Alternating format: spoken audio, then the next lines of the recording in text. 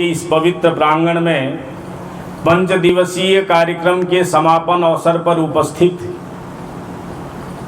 भारत के विभिन्न क्षेत्रों से आए हुए आर्य समाज के सदस्य, पदाधिकारीगण और जोधपुर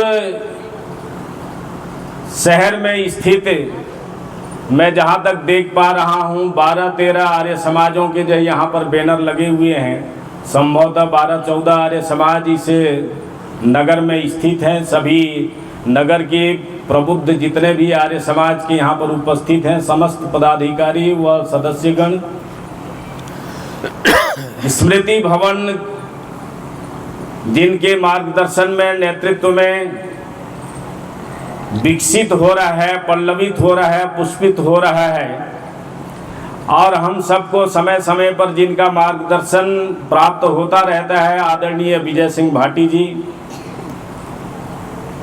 और स्मृति भवन के समस्त कर्मठ कार्यकर्ता, पदाधिकारी, सदस्यगण, आर्य प्रतिनिधि सभा राजस्थान के वर्तमान प्रधान आदरणीय जय सिंह गहलोत जी और हमारे कर्मठ कार्यकर्ता पूर्व प्रधान आदरणीय किशन लाल गहलोत जी, उत्तराखंड आर्य प्रतिनिधि सभा के महामंत्री आदरणीय चंद्र प्रकाश जी, मेरे समक्ष उपस्थित समस्त सन्यासीगण, वानप्रस्थीगण और मातृशक्ति और जितने भी कल प्रदर्शन कर रहे थे आर्य वीर वीरांगनाएं, आज यहाँ पर उपस्थित सभी माताओं, बहनों, आदरणीय आर्य भद्र पुरुषों, महर्षि दयानंद सरस्वती के 200वीं जन्म जयंती वर्ष को हमने 2023 से मनाना प्रारंभ किया और 2023 12 फरवरी से जो प्रारंभ किया था, अनवरत केवल मात्र राजस्थान में ही नहीं वरन पूरे भारतवर्ष में ही नहीं बल्कि विश्व के भी कई स्थानों में महर्षि दयानंद के 200वीं जन्म जयंती वर्ष को हम लोगों ने मनाया।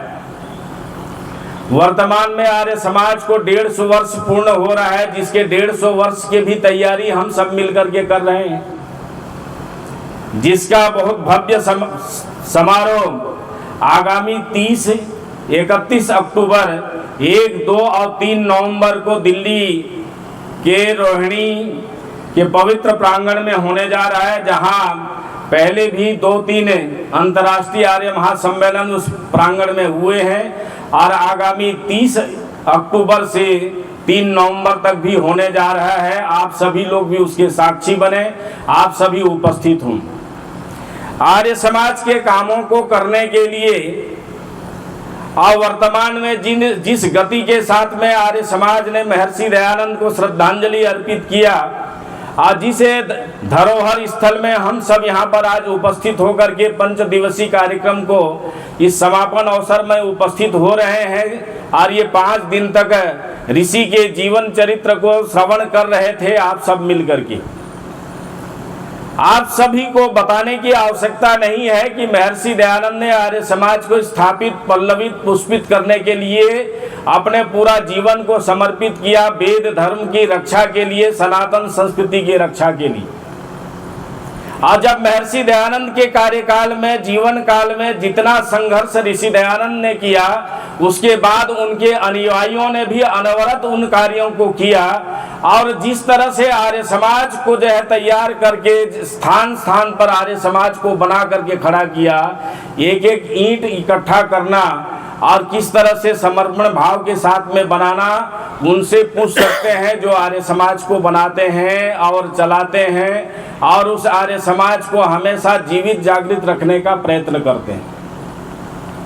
निश्चित तौर पे देखा जाए आर्य समाज के इतिहास, जहाँ ऋषि दयानंद त्याग और तपस्या के साथ में अपने पूरे जीवन भर को समर्पित करके कार्य किया, आप विचार कर सकते हैं कि प्रत्येक आर्य समाज, किसी भी आर्य समाज के इतिहास अगर उठा करके देखेंगे और उसके अगर धरोहर में जाएंगे तो कहीं न कहीं वहाँ के आर्य समाज के जिस व्यक्ति ने भी प्रारंभ किया है उसके त्याग और तपस्या और समर्पण उसके पीछे छिपा हुआ है, तब जाके आर्य समाज खड़ा हुआ है।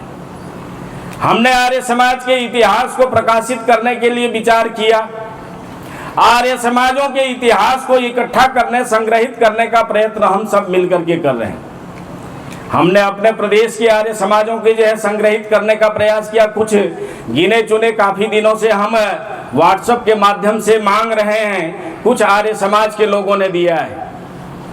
लेकिन राजस्थान के आर्य समाजों के भी इतिहास उठा के देखते हैं, आप आश्चर्य करेंगे। ऐसे ऐसे आर्य समाज लोगों ने बनाया जिसकी हम और आप कल्पना नहीं कर सकते। जिन संस्थाओं को भी उठा करके देखेंगे, उस संस्था के जड़ में जाएंगे तो पता चलेगा कि क्या किस भाव के साथ में उन लोगों ने आर्य समाज को बनाया होगा और खड़ा किया होगा।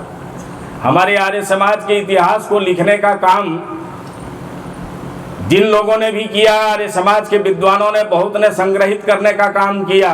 जहाँ ऋषि दयानंद के जीवनी को भी ढूंढ करके इकट्ठा करके संग्रहित किया। पंडित लेखराम के जमाने से लोगों ने अनवरत इसके लिए प्रयत्न किया और लिख रहे हैं। आर्य समाज के जब लिखने का काम कर रहे हैं, कई खंडों में लिख चुके, फिर भी आर्य समाज का इतिहास अभी तक अधूरा है। अगर आप ढूंढने के लिए जाएंगे और नए नए स्थलों में ढूंढेंगे, तब पता चलता है कि आर्य समाज के इतिहास कहाँ कहाँ अधूरा रह गया है। क्योंकि जब हम मांगने चलते हैं, जब प्रयास करते हैं, जब लोगों से निवेदन करते हैं तो लोग बाग देते नहीं हैं। और जब छप जाता है, बन करके तैयार होता है, उसके बाद कहते हैं जी ये बाकी रह गया, ये अधूरा रह गया। निश्चित तौर पर हम लोग सभी स्थानों में पहुँच नहीं पाते हैं। मैं पिछले दिनों जो है अलवर जिले में के भ्रमण में था। अलवर जिले में एक बांस कृपाल नाम का गांव है। अब बांस कृपाल गांव में आर्य समाज बना हुआ है, ताला लगा हुआ है। मैंने उनसे जानकारी लेने का प्रयास किया भी, आखिरकार आर्य समाज में ताला क्यों लगा हुआ है, कारण क्या है। जब उसके कारण के पीछे में हमने ढूंढना प्रारंभ किया तो दिल्ली में एक परिवार मिला जिनसे मेरा पुराना परिचय था। हमारे दयानंद सेवाश्रम के साथ वो मिलकर के काम कर रहे थे। वर्तमान में हमारे दयानंद सेवाश्रम के अखिल भारतीय वरिष्ठ उप प्रधान हैं। लोगों ने वहाँ उनकी जानकारी दी, उनसे जाके मिला तो पता चला कि उनका जन्म भूमि जो है वो बांस कृपाल है और गुप्ता अपने अग्रवाल परिवार से हैं वो, और गुप्ता अग्रवाल परिवार से हैं। और उनसे जब मैंने पूछा कि भी आपके गांव में जो आर्य समाज बना हुआ है, ताला लगा हुआ है, इसको बनाया किसने था, तो उन्होंने कहा कि हमारे परिवार ने ही आर्य समाज को बना करके खड़ा किया था। तो बनाया कैसे था, तो पता चला कि उस जमाने में जब आर्य समाज को उन्होंने बनाने का प्रयास किया, तब यहाँ पे अनेकों प्रकार के भेदभाव और अनेकों प्रकार की स्थितियां थी। आर्य समाज ने ऐसे किसी भी क्षेत्र के काम है जिसको नहीं किया है, ऐसा नहीं कह सकते। चाहे महिलाओं के विधवा उद्धार की बात हो, और चाहे जो है तलाकशुदा के पुनर्विवाह की बात हो, जहां कहीं भी जाएंगे तो कहीं न कहीं ऋषि दयानंद के विचारधारा और आर्य समाज छिपा हुआ है। जिस समय विधवा विवाह, तलाकशुदाओं के विवाह, पुनर्विवाह निषेध था इस देश के अंदर, उस समय ऋषि दयानंद के विचारधाराओं को लेकर के आर्य समाजियों ने पहल किया। और उस गुप्ता परिवार ने, उस अग्रवाल परिवार ने सबसे पहले विधवा विवाह अपने घर पे किया। और अपने घर में विधवा विवाह करने की वजह से अलवर के राजा ने उनको देश निकाला दे दिया। और देश निकाला दे दिया तो गांव छोड़ना उनको मंजूर था, लेकिन ऋषि दयानंद के विचारधारा और आर्य समाज के विचारों को छोड़ना मंजूर नहीं। ये यहाँ से चल करके दिल्ली जाते हैं और जाकर के सीताराम बाजार में जो आर्य समाज स्थित है वहाँ जाके शरण लेते हैं पूरे परिवार के साथ। लेकिन उन्होंने कभी जो है माफ़ी नहीं मांगा राजा के सामने और क्षमा याचना भी नहीं की, और वहाँ जाकर के रहे। भले ही मजदूरी करना पड़ा, परिवार छोड़ करके जाना पड़ा, घर मकान छोड़ के जाना पड़ा, लेकिन उन्होंने कभी जो है उन चीज़ों से समझौता नहीं की और उन्होंने कभी माफ़ी नहीं मांगा। परिणाम कई वर्षों तक दिल्ली में जाकर के बसे रहे। और बाद में जाकर के राजा को लोगों ने कहा कि जी ये काम तो अच्छा काम किया उन्होंने, आपने इनके साथ जो है गलत दंड व्यवस्थाएं की है, इस पे जो है इनको माफ़ी देना चाहिए। और राजा ने फिर बुला करके अपने राज दरबार में उस परिवार को सम्मानित किया और फिर से उनके घर में जाकर के गांव में प्रतिष्ठित किया। और जब गांव में प्रतिष्ठित हुए तब जाकर के उन्होंने आर्य समाज अपने परिवार के धरोहर के संपत्ति को जो है खर्च करके किसी से भी चंदा नहीं लिया और आर्य समाज बना करके खड़ा किया। ऐसे अनेकों उदाहरण आप सभी के सामने पढ़ने के लिए और जानने के लिए, समझने के लिए मिलेंगे। मेरे को आज जो है जालोरिया के बास के आर्य समाज के भी जो है स्थापना के जो इतिहास है वो लिख करके आदरणीय श्याम जी ने मुझे दिया। उसके भी इतिहास देखें तो कहाँ तो जो है वो अखाड़ा था और मदन सिंह जी अखाड़ा चलाते थे उसमें, और किस तरह से न्यायिक प्रक्रियाओं से गुजर के संघर्ष करके आर्य समाज को बना करके खड़ा किया। मुझे लगता है यहाँ जितने भी आर्य समाज हैं इसमें किसी न किसी के संघर्ष की कहानी लिखी हुई, और उस संघर्ष के कहानी के वजह से आर्य समाज खड़ा हुआ है। आप यहाँ से चले जाओ चित्तौड़गढ़, चित्तौड़गढ़ में रेलवे स्टेशन के पास में एक गुरुकुल स्थापित है, और गुरुकुल स्थापित है, और उस गुरुकुल को स्थापित करने वाले कौन थे तो पता चला जो है स्वामी व्रतानंद सरस्वती। और स्वामी व्रतानंद कौन थे? ब्रह्मचारी युधिष्ठिर के रूप में गुरुकुल कांगड़ी में पढ़ते थे, और गुरुकुल कांगड़ी में जब अध्ययन करते थे ब्रह्मचारी युधिष्ठिर के रूप में, तब उन्होंने कहीं पे किताब के किसी पन्ने में या किसी पत्र पत्रिका में छपे हुए 4 पंक्तियों को उन्होंने पढ़ा, अध्ययन किया। लिखा क्या था कि महर्षि दयानंद सरस्वती यहाँ आने से पहले उदयपुर में बैठ करके सत्यार्थ प्रकाश के जो है लेखन का कार्य कर रहे थे। दूसरा संस्करण का जो काम था वो जो उदयपुर के सत्यार्थ प्रकाश न्यास गुलाब भवन गुलाब बाग के अंदर नौलखा महल में किया गया था। और नौलखा महल गुलाब बाग से जब शाहपुरा नरेश ने उनको आमंत्रित किया तो ऋषि दयानंद शाहपुरा नरेश के अतिथि बन करके जाने की तैयारी के दृष्टिकोण से जब जा रहे थे तो रास्ते में चित्तौड़गढ़ पड़ा, और चित्तौड़ पड़ा तो चित्तौड़ महर्षि दयानंद ने क्या किया, चित्तौड़ के किले को देखने का मन किया और वो चित्तौड़ के किला देखने के लिए गए। उनके साथ में ब्रह्मचारी आत्मानंद जी साथ में थे, जो उनके ऋषि दयानंद के उस समय साथ साथ सेवा भाव के रूप में जुड़े हुए साथ में चल रहे थे।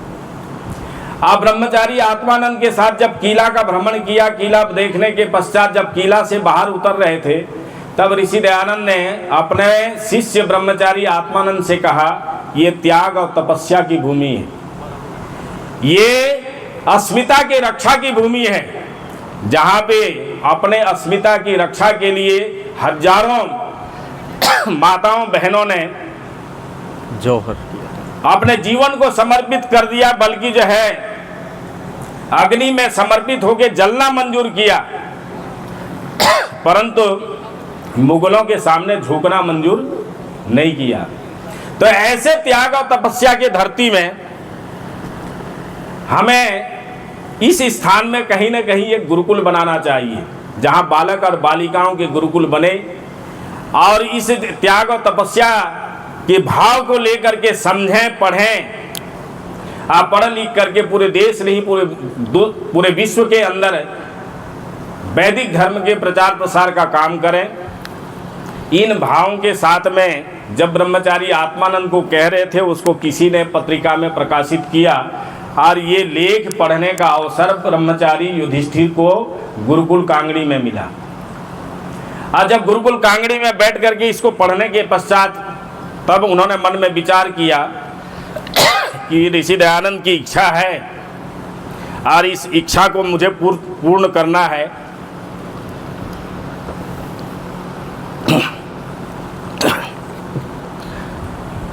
और इच्छा को पूर्ण करने के भाव के साथ में अध्ययन करते रहे। अध्ययन पूर्ण होते ही स्वामी श्रद्धानंद जी से आशीर्वाद प्राप्त किया और आशीर्वाद प्राप्त करके अपने पिताजी के पास गए।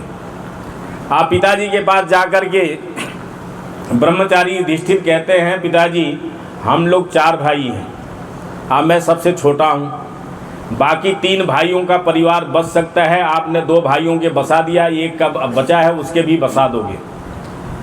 मैं गृहस्थ में जाना नहीं चाहता, मैं आर्य समाज की सेवा करना चाहता हूँ, महर्षि दयानंद के विचारों के जो है प्रचार प्रसार करना चाहता हूँ। और उसके लिए मुझे काम करना है, इसलिए मुझे सबसे पहले आप अनुमति प्रदान करें। पिताजी ने अनुमति तो दे दिया, पर दूसरा प्रश्न किया कि हम 4 भाइयों को जो है आपके संपत्ति के 4 हिस्सा तो वितरण करोगे। अगर मैं घर में रहता तो मुझे देते ही सही, तो आज ही दे दीजिए। आप परिवार में पिताजी के सामने उन्होंने प्रस्ताव रखा। पिताजी ने जो है अपने संपत्ति के 4 बंटवारा किया। आज 4 बंटवारे में एक हिस्सा अपने ब्रह्मचारी युधिष्ठिर को दिया। ब्रह्मचारी युधिष्ठिर को दिया तो चल संपत्ति, सोना चांदी रुपया पैसा जो मिलना था वो तो ले लिया।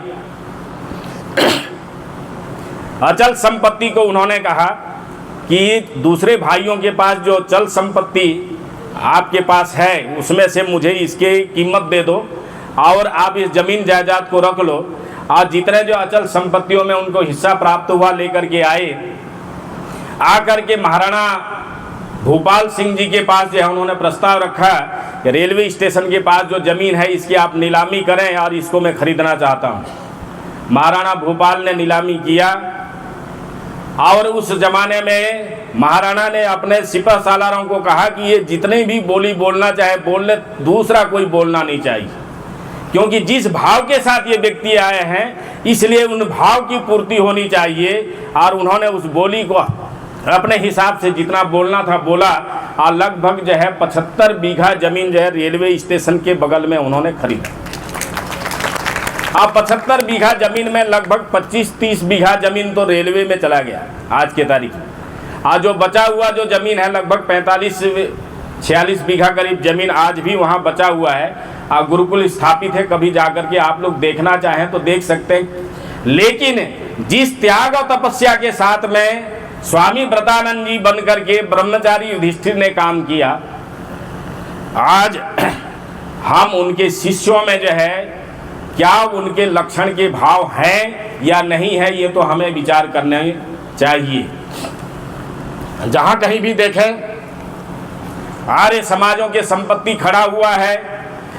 ये तो 1-2 उदाहरण मैंने आप लोगों को दिया। एक जगह हमारे पास अभी आर्य समाज के इतिहास ऐसा भी आया है, वो इतिहास छपेगा तो आप लोगों को पढ़ने का अवसर मिलेगा। मैं उस स्थान का नाम नहीं बताना चाहूँगा, लेकिन आप लोगों को उसका अंश बता रहा हूँ। नगर पालिका के चेयरमैन, उनके पिताजी आर्य समाज के विचारों से प्रभावित थे और उनके पिताजी आर्य समाज के विचारों से प्रभावित थे और नगर पालिका का चेयरमैन वकालत भी करते थे। बाद में राजस्थान हाई कोर्ट के चीफ जस्टिस भी बने थे। आज जब वो चेयरमैन थे, उनके पिताजी का निधन हुआ तो एक आर्य सन्यासी जाकर के उनके सामने कहता है कि आपके पिताजी जो है घर घर झोला उठा करके साप्ताहिक रविवारी सत्संग किया करते थे। आपके पिताजी सपने में ये कहते हैं हमको कि भी आपकी नगर पालिका के चेयरमैन रहते कोई भूखंड दिला दो, कहीं आर्य समाज बन जाएगा।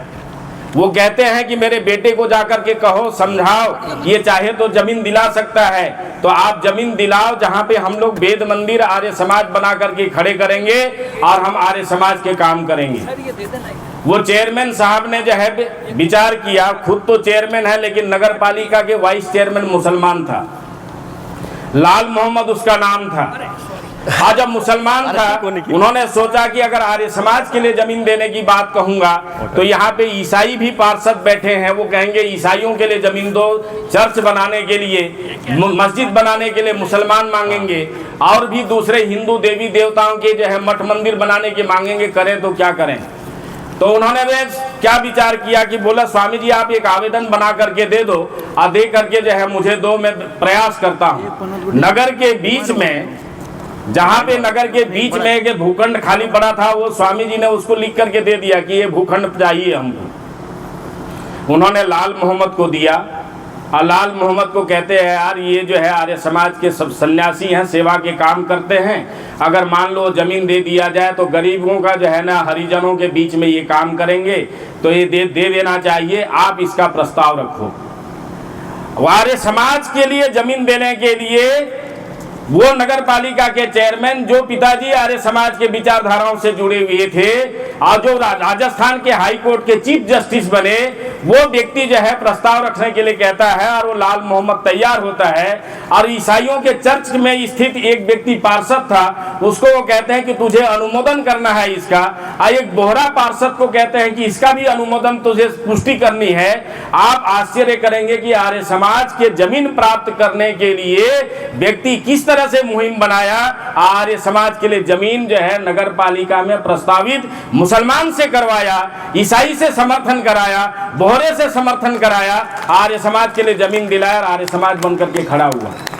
तो आर्य समाजों के प्राप्त करने के लिए कहां कहां कैसे कैसे कितने परिश्रम किया गया है। और ये स्थान तो जो है त्याग और तपस्या की धरती है, जहां पे ऋषि दयानंद ने जहर खाया लेकिन अपने विचारों से कभी समझौता नहीं किया।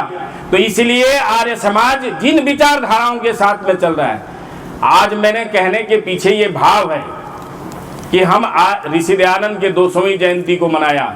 आर्य समाज के त्याग और तपस्या को हम सब जानते हैं, मुझे कहने की आवश्यकता नहीं है। और त्याग और तपस्या के आधार पर ही आर्य समाज के ढांचा खड़ा हुआ है और आर्य समाज सब कुछ कर रहा है। ऐसे सम्मेलन पूरे भारतवर्ष में हर आर्य समाजों के द्वारा हो रहा है, लेकिन संगठन के दृष्टिकोण से अगर हम नजर देखते हैं, सूत्रपात करने का प्रयास करते हैं, नजर घुमा के देखते हैं, तो आर्य समाज का संगठन आज के तारीख में जो पहले आर्य समाज के संगठन था वो दिखाई नहीं देता है। निजाम के जेल की अगर बात करें, निजाम जो भारत के साथ जुड़ना नहीं चाहता था, और जब वहां पे मंदिरों में घंटी बजाना भी बंद कर दिया, जो कि आर्य समाज कभी वे मूर्ति पूजा के खंडन करने वाला, पाखंड से दूर रहने की भाव रखने वाला व्यक्ति जो आर्य समाज है, उस आर्य समाज के सामने जब ये विषय आया कि मंदिरों में घंटी भी आरती सब बंद हो गए हैं, पूजा पद्धतियां बंद हो गई है, और वहां पे जो है निजाम के जो मंदिरों में जाने के लिए लोगों को रोकने का काम कर रहा है, तो ऐसे स्थिति में जो भारत के साथ जुड़ना भी नहीं चाहता है, तो उस निजाम को झुकाना है। तो आर्य समाज कोई दक्षिण भारत के लोग नहीं थे, बल्कि पूरे उत्तर भारत के उठ करके गए, आ जाकर के निजाम के यहाँ जेल भरो आंदोलन चलाया। एक स्थान कहीं पे खाली नहीं मिला। परिणाम ये था, उन आर्य विचारधाराओं के लोगों के आह्वान, उस जमाने के लोगों के विचारों के, स्वामी नारायण स्वामी आदि के जो है और विचारों के को लेकर के जब चले, अब परिणाम ये था कि आर्य समाज के आंदोलन के सामने निजाम को झुकना पड़ा। और बाद में जब भारत के अंदर विलय हुआ, तो उस समय सरदार वल्लभ भाई पटेल जी को ये कहना पड़ा कि अगर मान लो आर्य समाज ने इसकी भूमिका तैयार नहीं की होती, तो आज हम निजाम को भारत के अंदर जोड़ने की स्थिति में साहस नहीं जुटा पाते। तो ऐसे स्थिति में जो आर्य समाज के संगठन था, वो आर्य समाज के संगठन वर्तमान में दिखाई नहीं देता है। छोटी छोटी बातें होती है हमारी, आपस में एक दूसरे के मतभेद पैदा हो जाते हैं, परिवार में भी एक साथ सभी लोग बाग रह नहीं पाते हैं, लेकिन पारिवारिक जीवन को हम सबको जीना पड़ता है। तो निश्चित तौर पे अभी कुछ दिन पहले आप सभी को ध्यान में है, जब ये हरियाणा के चुनाव चल रहा था, उस चुनाव के समय एक नारा लोगों ने दिया, बटेंगे तो कटेंगे, बटेंगे तो कटेंगे। परिणाम ये था कि बटना नहीं है, कटना नहीं है, अलगाववाद में कोई लाभ नहीं है। परिणाम ये था, कुछ लोगों के मन में विचार आया, और जहां पे ये कह रहे थे कि लोग तो फिर से सरकार दोहरा नहीं सकती, वो सरकार भी पुनः स्थापित हो। तो अब क्या आर्य समाज को भी एक साथ संगठित होने की आवश्यकता नहीं है? आज क्या वो उस समय ऋषि दयानंद के जमाने में जो काम था आर्य समाज का, आज उन चीजों की आवश्यकता नहीं है। आज आप ये पूरे राजस्थान को ही देख लो, मैं जिस क्षेत्र में काम करता हूं उस क्षेत्र में एक नया संगठन पैदा हो गया है, और नया संगठन पैदा हो गया अलगाववाद की तरफ लेके जा रहे हैं, राष्ट्रद्रोह की तरफ लोगों को जोड़ने का प्रयास कर रहे हैं, ईसाई और मुसलमानों को साथ में ले रहे हैं। आज वे विदेशी ताकत जो है संगठित होकर के उनको फंडिंग कर रहे हैं। अब परिणाम ये क्या कह रहे हैं कि हम हिंदू नहीं हैं, कि नारा लगा रहे हैं, और हम आदिवासी अलग हैं, इसके भाव जो है वहां लोगों के बीच में पैदा कर रहे हैं। वैसे तो हम आर्य समाजी में कहते हैं कि हम हिंदू नहीं हैं, हम तो आर्य हैं, लेकिन हमारे कहने और उनके कहने में भाव अलग अलग है। उनके कहने से वो राष्ट्र को जो है विखंडन के तरफ लेके जा रहे हैं, और हम राष्ट्रवाद के तरफ की बात करते हैं। हम लोगों के जो है अलगाववाद की तरफ की बात नहीं करते, हम सैद्धांतिक चर्चा करते हैं। तो इसलिए सिद्धांत अपने जगह पे है, अलगाववाद अपने जगह पे है, और इस अलगाववाद को रोकने की क्या आवश्यकता आर्य समाज को नहीं। हम आर्य समाज को भी है इसकी अलगाववाद की तरफ रोकने की। छोटी छोटी बातें हैं, हमने जो है विचार किया, पिछले बार की घटना जो है हमने 100 बालकों का जनेऊ संस्कार किया, और सारे के सारे आदिवासी बच्चे थे, जनजाति बच्चे थे, और जब 100 बच्चों के जनेऊ संस्कार हमने कुशलगढ़ में आश्रम में बैठ करके किया, तो दैनिक भास्कर ने छाप दिया, क्या छापा कि 100 आदिवासियों ने जनेऊ धारण किया। अब वो जो अलगाववाद के तरफ जाने वाले जो संगठन पैदा हुआ है वो आते हैं और बच्चों को कहते हैं तुम्हारा धर्मांतरण हुआ, तुमको हिंदू बना दिया आर्य समाज ने जो है, और तुमको जो जनेऊ पहना है इस जनेऊ को हम तोड़ने के लिए आए हैं, तोड़ना चाहते हैं, तुम जो है अपना धर्मांतरण मत करो, तुम तो आदिवासी हो, तुम मूलवासी में रहो, और तुम जो है ना ये आर्य समाज के बहकावे में आकर के जनेऊ धारण मत करो। और उनके तोड़ने का जब प्रयास किया, क्योंकि हमारे पास बच्चे रह करके पढ़ने वाले विद्यार्थी थे, जब हम हमारे से वो प्रभावित हैं, उन्होंने कहा जी भी ये तो ऐसे तो जनेऊ उतरने वाला है नहीं, हम दैनिक यज्ञ करते हैं, और यज्ञ करते हैं तो यज्ञ का ये वस्त्र है यज्ञोपवीत, बिना यज्ञोपवीत के हम यज्ञ नहीं कर सकते, इसलिए हम यज्ञोपवीत पहनते हैं, चूंकि हम याज्ञिक हैं, दैनिक यज्ञ करते हैं। एक पुलिस वाला अगर पुलिस का ड्रेस पहन के नहीं आया तो आप पुलिस वाला समझोगे क्या? तो ये यज्ञ का वस्त्र है यज्ञोपवीत, इसके बगैर हम याज्ञिक हैं, कैसे हम आपको जानोगे हमको जाए? इसलिए हम तो ये परिपाटीगत वर्षों से ये यहाँ रहते आए हैं और पहनते आ रहे हैं, हम तो इसको जो है जनेऊ को नहीं उतारेंगे। उन्होंने कहा हम जबरन तोड़ देंगे। तब उस समय उस बच्चों ने कहा कि बालक हकीकत राय ने तो गर्दन कटाना मंजूर किया, जनेऊ तो उतारना मंजूर नहीं किया, तो हमारा भी गर्दन कट जाएगा, लेकिन हम यज्ञोपवीत नहीं उतारेंगे। और उसका परिणाम ये हुआ, उनको झुकना पड़ा, वहां से जाना पड़ा। और जब ये विषय मेरे सामने आया कि वे बोलने लगे भी ऐसे ही सी बात थी, क्या करना चाहिए? मैं जितने उपस्थित थे उन लोगों से, साथियों से मैंने पूछा भी क्या करना चाहिए। कुछ ने कहा कि ये ऐसा करें कि पत्रकार वार्ता रखें, आप पत्रकार वार्ता में रख करके इसकी भर्त्सना करें, हम इसकी आलोचना करें और अखबारों में छपाएं। हमने कहा कि भी इससे फायदा क्या हो जाएगा? जी बोले इससे जो है हमारा नाम होगा कि हमने विरोध किया। मैंने कहा इसमें धरातल में तो कुछ दिखाई देता नहीं, हमें ऐसा प्रयत्न करना चाहिए कि 100 बच्चों को जनेऊ पहनाने में लोगों को इतनी मिर्ची लग रही है तो हजारों लोगों को जनेऊ पहना है। इसका उत्तर ये होगा, मैं जहां तक सोचता हूं। तो लोगों ने कहा जी ये ठीक कह रहे हो, आप ऐसा करते हैं। तो हमने एक योजना बनाई, हमारे एक मित्र थे आचार्य दयासागर, दोनों बैठ करके योजना बनाए। योजना क्या बनाई? 251 कुंडी यज्ञ करेंगे, 251 कुंडी यज्ञ करेंगे, एक कुंड में 4 यजमान बिठाएंगे। तो यह 251 कुंडी में कितने यजमान बन जाएंगे? तो बोले एक दिन में 1004 जोड़ी यजमान बनेंगे। मैंने कहा 2 दिन का कार्यक्रम करते हैं तो 2008 जोड़ी यजमान बनेंगे।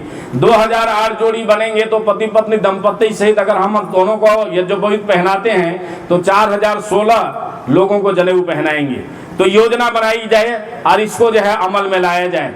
कार्यकर्ताओं को कहा कि जी अपने को पूरा इस विधानसभा क्षेत्र कुशलगढ़ में जितने लोग निवास करते हैं, जितने जाति के लोग रहते हैं, सबके घर घर जाओ और सबको यज्ञ में भाग लेने के लिए प्रेरित करो और सब लोगों को जोड़ने का प्रयास करो, यजमान बनाने का काम करो। और फ्री में यजमान नहीं बनाना, न्यूनतम 1100 रुपया उनको कहो कि घी सामग्री आदि के खर्चे के लिए जो है 1100 रुपया चाहिए आपसे, सहयोग लेकर के जो है आपको यजमान सहयोग दे करके यजमान बनना है। आप आश्चर्य करेंगे, हमको बनाना था 2008 जोड़ी यजमान, आज 4016 कुछ लोगों को बनाना था, लेकिन 2625 जोड़ी यजमान बने वहाँ। 2625 जोड़ी यानी 5250 यजमान जो है वहाँ पर बैठने की व्यवस्था की अपन लोगों ने। और उनके बच्चों सहित जब बैठे तो सब मिला करके 5500 से अधिक लोगों को जनेऊ पहना है। 5500 लोगों को जो है हमने जनेऊ पहनाया, वो 100 लोगों को जनेऊ पहनाए थे, उससे ये स्थिति हो गई। जिन लोगों ने देखा कि भी हम तो जनेऊ तोड़ने के लिए गए थे और ये इस तरह से प्रारूप बन रहा है, और वहाँ पे 33 जाति के लोग निवास करते हैं, जिनमें से 32 जाति के लोग ये उस यज्ञ में भाग ले रहे हैं, तो ऐसी स्थिति में करें तो क्या करें? वो जो विरोध करने के लिए आए थे वो भी 57 जोड़ी यजमान आकर के बैठे। और उस क्षेत्र में ईसाई निवास करते हैं, 255 जोड़ी ईसाई आकर के यज्ञ में बैठे। हमने किसी को प्रेरित नहीं किया था। और जनेऊ पहने, क्रॉस तोड़ तोड़ करके हवन कुंड में डाल करके चले गए। तो आर्य समाज के काम को जो है ना इस ढंग से भी करने का प्रयास किया जा सकता है। तो ये कहने का मतलब है ऋषि दयानंद की 200वीं जयंती चल रही है। वर्तमान के जो परिप्रेक्ष्य है, एक तरफ जातिवाद चल रहा है, एक तरफ किसी प्रकार के संप्रदायवाद की बातें हो रही है, कहीं भाषावाद की बात हो रही है, अनेकों जो वाद चल रहा है, उसमें आज आर्य समाज की महती भूमिका होनी चाहिए। और केवल इस भारतवर्ष में कोई संगठन है जिसको एक सूत्र में जोड़ सकता है तो केवल आर्य समाज है। और आप सभी आर्य समाजी लोग आज ऋषि दयानंद के ये स्मृति स्थल में उपस्थित हुए हैं, तो आप सभी लोग भी संकल्प लेकर के जाएं। पुराने जमाने में पर्व त्योहार मनाने के पीछे भाव क्या था? हमारे यहाँ संस्कृत भाषा में कहावत है, पर्व का अर्थ क्या होता है? तो बोले पर्व पुराने ग्रंथे च। पर्व का अर्थ होता है उत्साह से पूरित करना, और दूसरी बात होती है ग्रंथि बंधन करना, गांठ बांधना। तो हमें भी, हम जिस स्मृति स्थल में आए हैं, यहाँ से गांठ बांध करके जाएं। आर्य समाज सत्य के ग्रहण करने, असत्य के छोड़ने में सर्वदा उद्यत रहने की बात कहता है। ये ऋषि दयानंद के विचारधारा, उसके सिद्धांत है, इसको हम पालन करें, असत्य के साथ दें, असत्य को छोड़ने का प्रयत्न करें। मैं कहता हूं संगठन भी आगे बढ़ेगा, आर्य समाज भी आगे बढ़ेगा। आर्य समाज वर्तमान काल में भी अपने भूमिकाओं में अग्रणी भूमिका निभा पाएगा। आप सभी महानुभावों ने मेरे विचारों को सुना, आपका बहुत बहुत धन्यवाद।